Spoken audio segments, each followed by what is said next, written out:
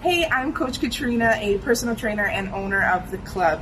I have lost 100 pounds 2 times in my life and gained it back 3 times. And what I find works best for my body and my mind is to just find balance with food. So here's Kleanish Eats with Coach.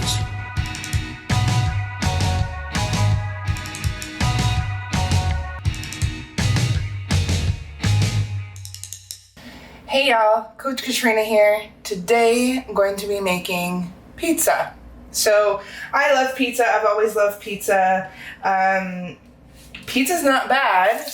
The problem comes in for me with pizza when I overconsume. So I wanted to create a more guilt-free version so that I can enjoy as much as I want without me sort of feeling the effects of overeating. I've found this easy way to make pizza at home. It's super quick and simple. Really, you can have whatever toppings that you want on this. I typically go more of a vegetarian route, but I wouldn't be opposed to like putting chicken or sausage or other types of meat onto this as well. I just typically usually have veggies on hand, so that's usually what I make with mine. The trick with what I do is I use these flat out multigrain with flax. There's different versions of these as well, but it's just a flatbread. And so instead of like making a dough or making a whole wheat dough or something like that, I find this just to be a little bit easier. And I've also used like regular wraps before, but I find the flat out wraps are the best. I've also gone through a lot of trial and error with these wraps. I found that sometimes in the past when I would just like put this onto the pan, put my toppings on top, it wouldn't come out very crispy, so I'd have to like kind of like fold it into a pizza roll and then put it in my mouth.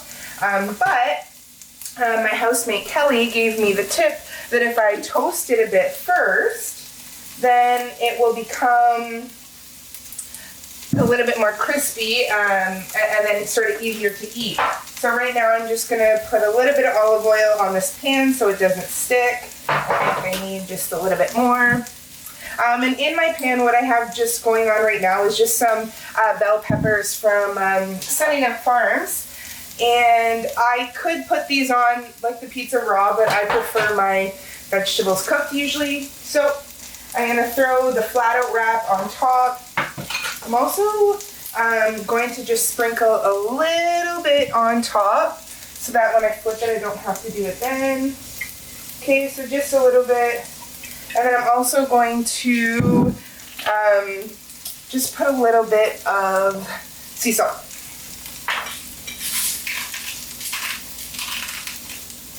Okay, so I'm going to toast that on both sides. And the common mistake I make here as well sometimes is leaving this in the oven too long. So you really have to watch over it. So the oven has been preheated to about 350.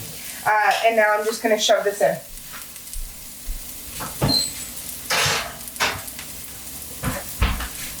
Okay, so I'm probably only going to let that go on each side for about 3 minutes on each side. And while that's in the oven toasting, I'm going to cook down these peppers a little bit more. Now I'm going to add some onion. And then as well to this, I'm going to add some mushrooms. Okay, mushrooms in. Give that a stir, I'll season those. Always use a garlic and herb. Damn it.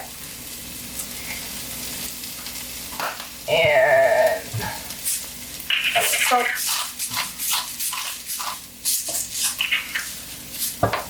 Okay, so I'm gonna let these cook down a bit. Again, when I'm sort of noticing like now it's a little dry in the pan and I want to just speed up the process a little bit, I'll add a little bit of water to do that and it will just speed up the cooking. I'm just going to grate cheese. So again, with cheese, you know, you can have any type of cheese here. I just like to have like strong cheddar, Old Fort cheddar. This is just from the grocery store again, but I mean, if you have a local supplier, hit that up.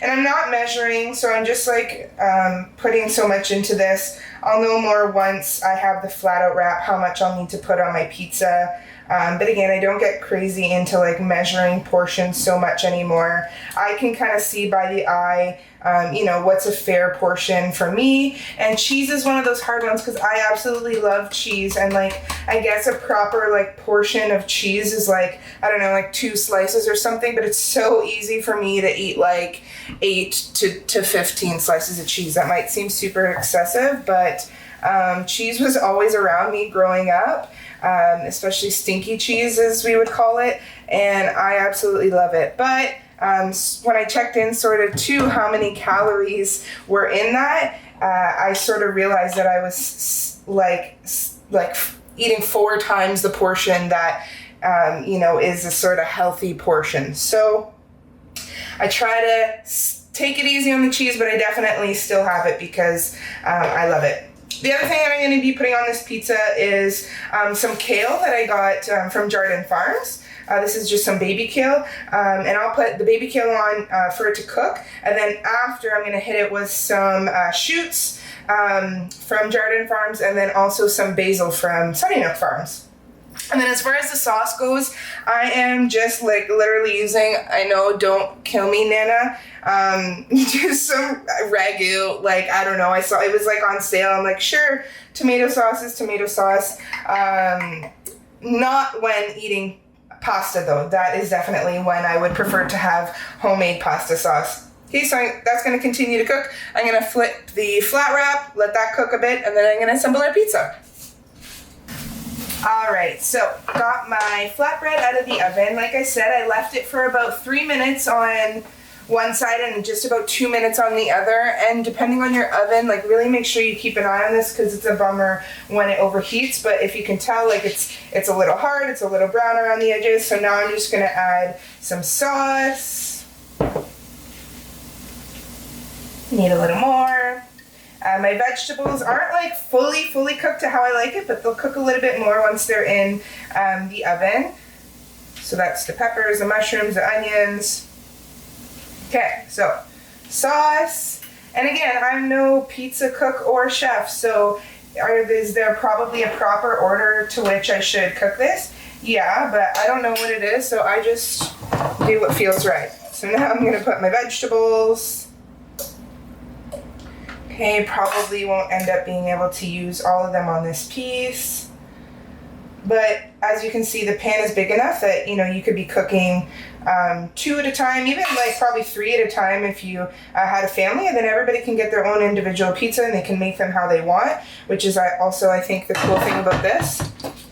Okay, so those are on. Now I'm gonna put some of the kale. And I'll put like a decent amount because this cooks down like a lot.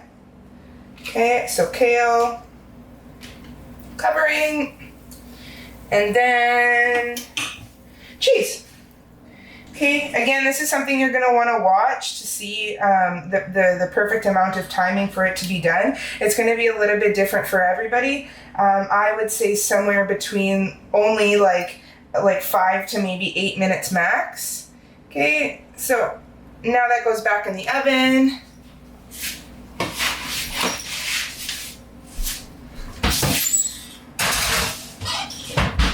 All right, so the pizza's been in there only about 4 minutes, but usually that's good enough to go. I checked it about 1 minute ago and kind of determined that it would just need 1 more minute. So, yeah.